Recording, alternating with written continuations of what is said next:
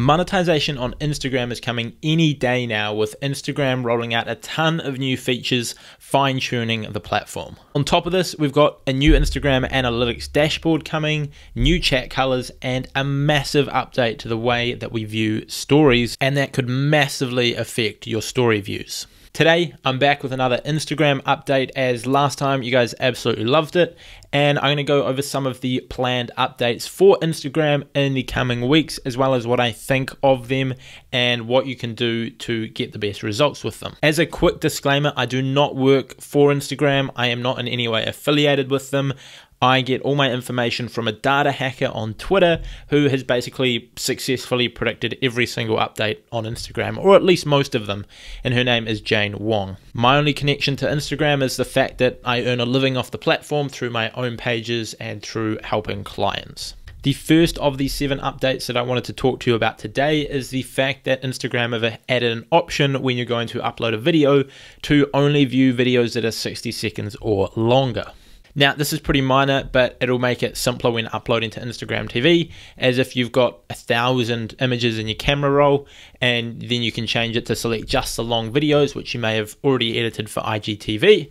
It's going to make it simpler and more seamless to use the platform. And all of these things, most of these updates today are based around Instagram TV, which does tell me that monetization is coming very soon. Also, we've found some more details on the eligibility for getting monetization, so stay tuned later in the video. Now, the next update that we're going to be looking at is the way that we go about viewing stories. Jane Wong on Twitter found out that soon there'll be a feature where you can swipe down on stories and then scroll between the ones you want to choose from, as opposed to now where you're at your newsfeed and at the top you can obviously select the story you want and then you just have to tap through them all. Now it seems as if you'll be able to swipe down and scroll between stories on Instagram. This will most likely lead to story views going down, because I feel at the moment people click on a story, they watch it, they go to the next one, and if the first slide is interesting, they watch that story. If it's not really that interesting, they may just swipe across, but everyone sort of gets a chance to put out some good content.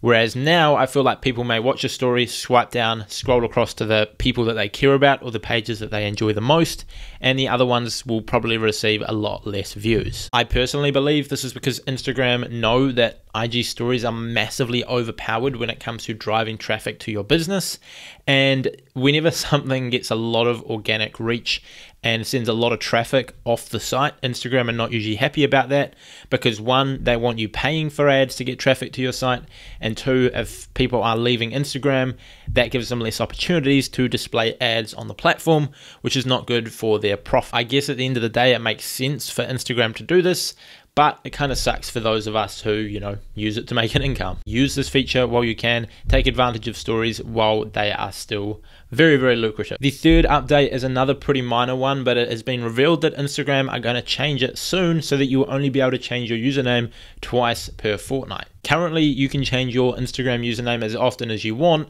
However, when you change your name, you've got 14 days to reclaim the old one, which essentially has been put in place to stop username grabbers like bots that try and steal usernames when they're being transferred between accounts.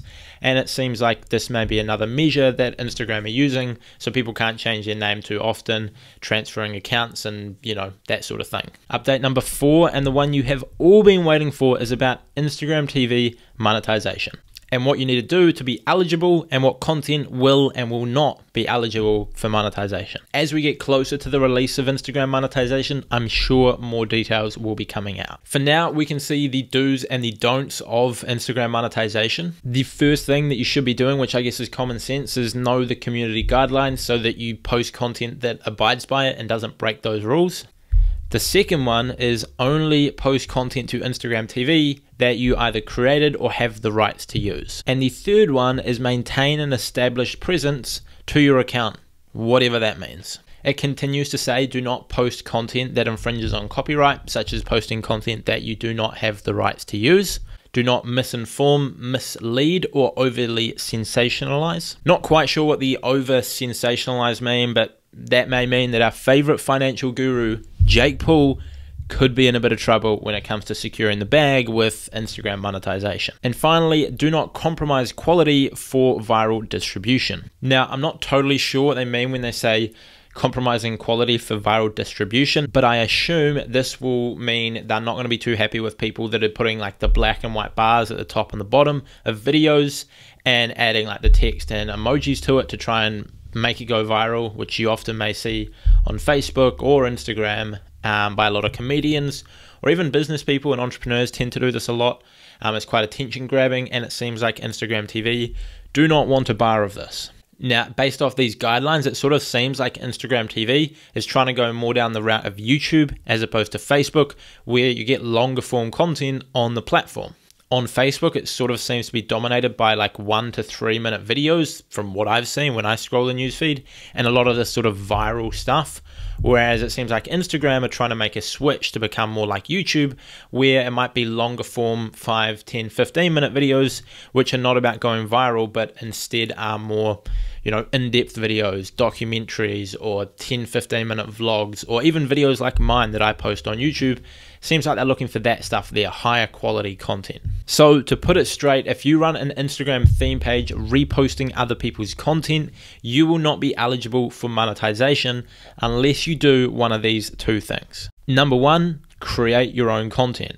That's what I will likely do on my two Instagram pages. I've got Millionaire Dream and at Income.Notebook, which have got about 270,000 followers between the two of them, and both in like the motivational business sort of niche. I will most likely get someone to edit my YouTube videos to fit Instagram TV well and post them on my Instagram pages as well to, teach people about Instagram growth, reach more people with what I'm talking about, and make a nice bit of an extra income from these videos. It wouldn't take me any extra effort.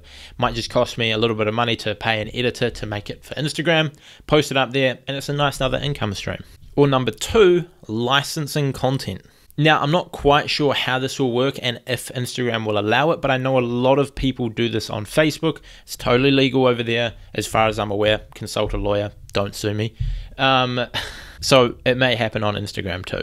For example, if a motivational speaker with 4,000 Instagram followers makes an incredible motivational speech, gets it all edited up nicely, and has a really cool video, they might reach out to someone like myself who has a lot of large pages but no original content, and they might offer to give me the large percentage of the ad revenue if I post it on my page, and then they still get some for creating the content. If CPMs on Instagram are similar to those on YouTube, and let's say I get a $10 CPM on Instagram and I get 100,000 views like this motivational speech here, then that could be quite a lucrative deal for both the person who created the motivational video as well as the publisher, myself.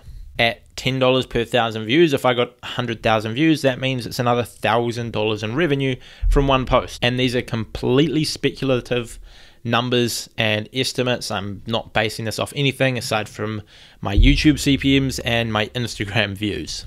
If the creator gets saved 20% for creating the content, that'd be a nice $200 in their pocket. And for the publisher, it would be a nice $800 there. And that creator could go out and do that with 5 or 10 or 20 or 100 different pages. And they make that video once and a bunch of people distribute it. That's a lot of money for them, and the publishers get paid well for their audience. However, I'm not too sure how this will all work and if that will be possible. I guess only time will tell.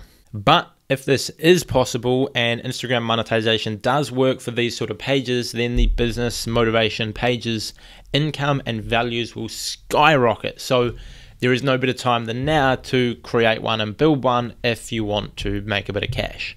And actually for any niche, because if you can license content in the sports niche or in the arts and craft niche or whatever it might be, there could be a lot of money to be made. Another wee fine tune for Instagram TV is they are working on a mark as paid content sticker, which will show users that this content has paid promotion, and it will allow both the creator of the content as well as the brand working with them access to the analytics to see how well the video did, see all the insights of it, and I guess give a bit more clarity to brands working with influencers on how well the posts are going. On top of this, it'll make Instagram TV compliant with all of the influencer advertising regulations, I would assume, which they obviously have to do.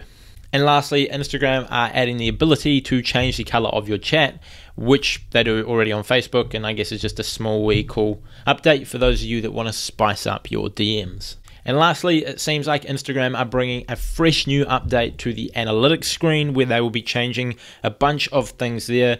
Nothing really significant by the looks of things at this point on the actual data itself. It just seems it might be a bit clearer. There'll be a little bit more around percentage gains rather than just follower differences, which I think is probably quite a good thing. It looks like it'll just be cleaner, crisper, and look a lot nicer.